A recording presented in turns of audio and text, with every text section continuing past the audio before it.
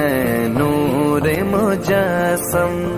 نور مجسم اے نور مجسم، تیرے سوا اے نور مجسم، تیرے سوا محبوب خدا کا کوئی نہیں، کوئی نہیں۔ حضرت یعقوب علیہ السلام نے بھی یہی کیا تھا۔ اللہ تعالیٰ فرماتے ہیں کہ جب ان کی موت کا وقت قریب آیا، انہوں نے اپنے سارے بچوں کو جمع کیا اور جمع کر کے کہا، اذ قال لبنیہ، اپنے بچوں سے انہوں نے کہا، ما تعبدون من بعدی، اے میرے بچوں، میرے بعد یعنی میرے مرنے کے بعد تم کس کی عبادت کرو گے؟ جیسے جو انسان جس مقام کا ہوتا ہے اپنے اعتبار سے اپنے بچوں کی تربیت کرتا ہے اور اس کی فکر کرتا ہے، مرنے کے بعد سوچتا ہے کہ میرے بچے کیا کریں گے، دنیا کے اعتبار سے ان کا کاروبار کیسا ہوگا، کیا ہوگا۔ انبیاء علیہ السلام آخرت کے اعتبار سے سوچتے ہیں کہ میرے بچے آخرت کے اعتبار سے کیسے کامیاب ہوں گے۔ تو کہا کہ میرے بچوں، میرے بعد تم میرے مرنے کے بعد کس کی عبادت کرو گے؟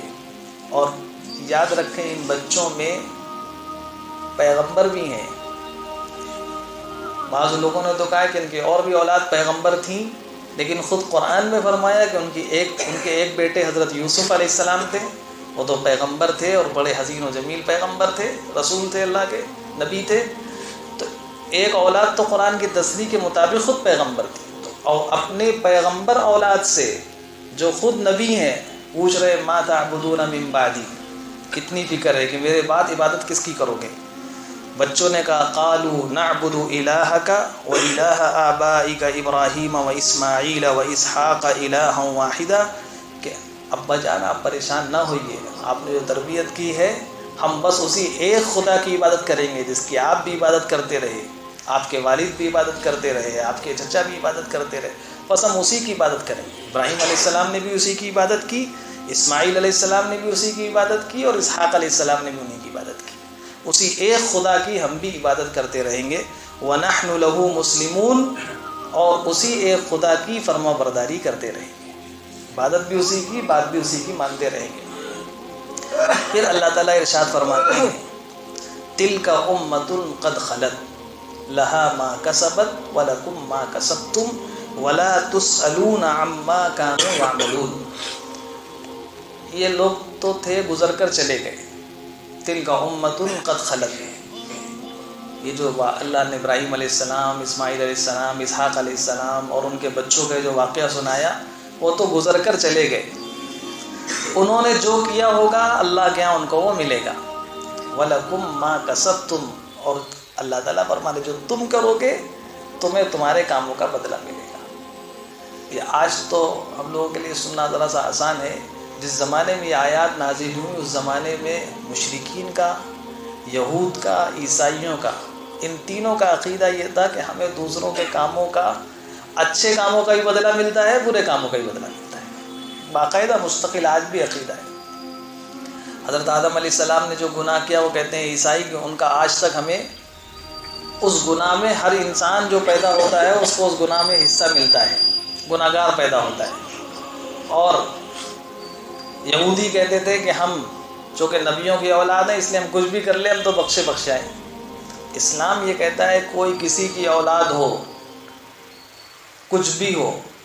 ہر انسان کا اس کے ساتھ کیا، اس کا جیسا عمل ہوگا اس کے اعتبار سے آخرت میں فیصلہ ہوگا۔ تمام رشتہ داریوں کو، خاندانی حسب اور نسب کو، کوئی کسی سے تعلقات کو، سب کو اسلام نے ختم کر دیا۔ ہماری اپنی زندگی میں اگر دین ہوگا، عمل ہوں گے، اچھے کام ہوں گے، اسی کے اعتبار سے آخرت میں فیصلہ ہوگا۔ ہمارے باپ دادا کیا تھے، انہوں نے کیسے کام کیے، یہ ہمارا، جیسے آج بھی بعض مسلمانوں میں کہتے کسی سے بیعت ہو جاؤ، جا کر تعلقات ان سے قائم کر لو، بس ان کے سلسلے سے جڑ گئے۔ بعض جگہ تو اتنا اس کا رواج ہے کہ سلسلے سے جڑ گئے، اب کچھ بھی کرتے رہو، بس ان سے تو جڑے وہ ہمیں بخشوا لیں گے۔ کوئی بخشوائے گا نہیں۔ اللہ نے اپنے محبوب بیٹی حضرت فاطمہ رضی اللہ تعالیٰ، اللہ کے محبوب صلی اللہ علیہ وسلم نے اپنی بیٹی حضرت فاطمہ سے فرمایا تھا کہ اے فاطمہ، آخرت میں تمہیں تمہارے عمل بچائیں گے، تم جیسا کام کر کے جاؤ گی اسی کے اعتبار سے وہاں فیصلہ ہوگا۔ اس گمان میں مت رہنا میں تو محمد کی بیٹی ہوں، بچ جاؤں۔ جب نبی نے اپنی بیٹی سے کہہ دیا، ہماری اور آپ کی کیا حیثیت ہے؟ آج کوئی کسی سے وہ تعلق ہو کہ سمجھتے اب تو بس میرا ان سے تعلق ہے، اب تو ہمارا بیڑا پار ہو گیا۔ اسلام نے اس عقیدے کی، اس فکر کی رہنمائی کی ہے، جو انسان جیسا عمل کرے گا آخرت میں اسی کے اعتبار سے فیصلہ ہوگا۔ ہماری زندگی کے اندر اچھائیاں ہوں گی، دین ہوگا، نماز ہوگی، سنتیں ہوں گی، اللہ تعالیٰ اسی کے اعتبار سے آخرت میں ہمارے بارے میں فیصلہ کریں گے۔ اور اگر ہمارے اندر نہیں ہے تو پھر چاہے کسی سے بھی تعلقات ہوں۔ اور اللہ نے قرآن میں واقعات بتا دیے۔ حضرت نوح علیہ السلام کو کہا جاتا ہے آدم ثانی۔ حضرت آدم یعنی وہ تھے آدم علیہ السلام، اس کے بعد دوسری مرتبہ پھر جب دنیا آباد ہوئی حضرت نوح علیہ السلام سے، ان کے زمانے میں طوفان آیا، ساری دنیا ختم ہو گئی، دوبارہ دنیا آباد ہوئی ہے، ان کو آدم ثانی کہتے ہیں۔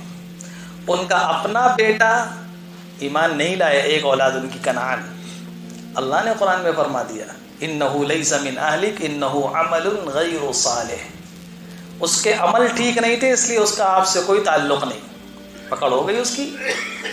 اس کو اللہ تعالیٰ قیامت میں جنت میں داخل نہیں کریں گے نبی کا بیٹا ہونے کے باوجود۔ یہ قرآن میں اللہ تعالیٰ نے واقعات بتا کر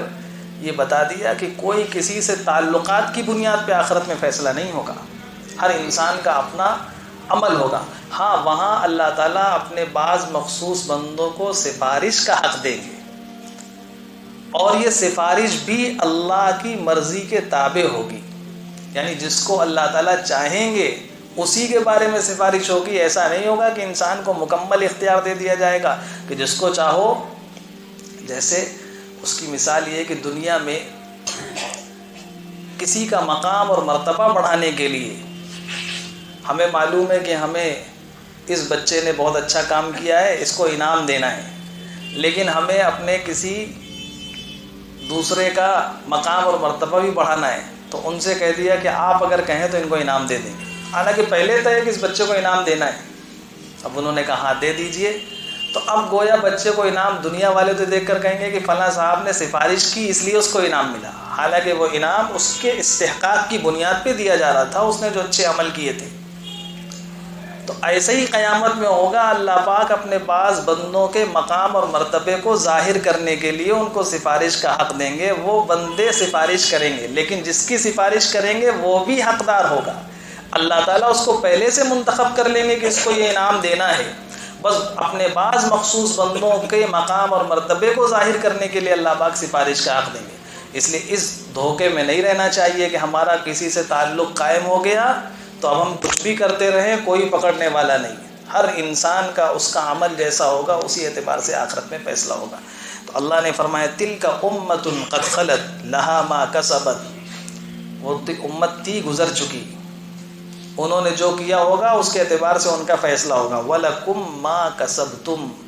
اب تم جو کرو گے تمہارے لیے تمہارے عمل کا فیصلہ ہوگا۔ ان کے اچھے کاموں کا تمہیں کوئی فائدہ نہیں ملے گا، ان کے برے کاموں کی تمہیں کوئی سزا نہیں ہوگی، تمہارے اچھے اور برے کاموں کے اعتبار سے تمہارا فیصلہ ہوگا۔ وَلَا تُسْأَلُونَ عَمَّا كَانُوا يَعْمَلُونَ، اور نہ ہی تم سے ان لوگوں کے بارے میں پوچھا جائے گا کہ انہوں نے کیا کام کیے تھے۔ ہر انسان سے اس کے اپنے بارے میں سوال ہوگا۔ اسی طرح سے ایک اور حدیث ہے کہ ہر انسان اپنے ماتحتوں کا نگہبان ہے، اور اس کو اس کی نگہبانی کا سوال ہوگا۔ کلکم راعٍ وکلکم مسئول عن رعیتہ، مثال کے طور پہ اولاد ہے نماز نہیں پڑھتی، تو اب سوال ہوگا۔ یہ جو آخرت میں سوال ہوگا، یا ہمارے ماتحتی میں جو لوگ تھے وہ دین پر نہیں آئے، آخرت میں سوال ہوگا۔ یاد رکھیے جو سوال ہوگا وہ صرف اس بات کا سوال ہوگا کہ تم نے ان کو صحیح بات بتائی تھی کہ نہیں بتائی تھی۔ اس کے باوجود آپ نے بتا دیا، اولاد سے بتا دیا بیٹا دیکھو نماز پڑھنا فرض ہے، نماز پڑھا کرو۔ اب اولاد نماز نہیں پڑھتی، اس نماز نہ پڑھنے کا گناہ ماں باپ پر نہیں ہوگا، اس لیے کہ ماں باپ نے اپنا حق ادا کر دیا، بتا دیا۔ اب ایسا نہیں ہوگا کہ اولاد نماز نہیں پڑھ رہی تو اس کا گناہ ماں باپ کو ہوتا رہے گا۔ ایسے ہی بعض لوگ سمجھتے ہیں کہ ہمیں چونکہ سارے انسانوں کے لیے دنیا میں بھیجا گیا ہے، اگر کوئی انسان جہنم میں چلا جائے گا تو ہم سے سوال ہوگا۔ ایسا بھی نہیں ہے، ہم سے اتنا سوال ہوگا کہ تم نے اپنی حیثیت کے اعتبار سے جتنا معلومات تھی، جہاں تک تم جا سکتے تھے، اپنے اعتبار سے تم نے اس دین کے بارے میں کتنی محنت کی، بس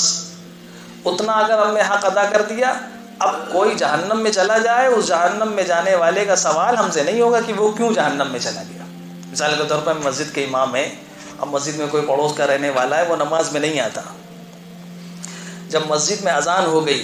اور اذان دے کر آواز دے دی گئی کہ آؤ نماز کی طرف، اور پڑوسی کو بھی معلوم ہے کہ نماز پڑھنا فرض ہے، اس کے باوجود مسجد میں آ کے نماز نہیں پڑھتا، نماز چھوڑ رہا ہے، تو اب مسجد کے امام سے قیامت کے دن سوال نہیں ہوگا کہ مسجد کے پڑوس میں مکان تھا، وہ نماز پڑھنے نہیں آتا تھا، آپ نے کیا کیا؟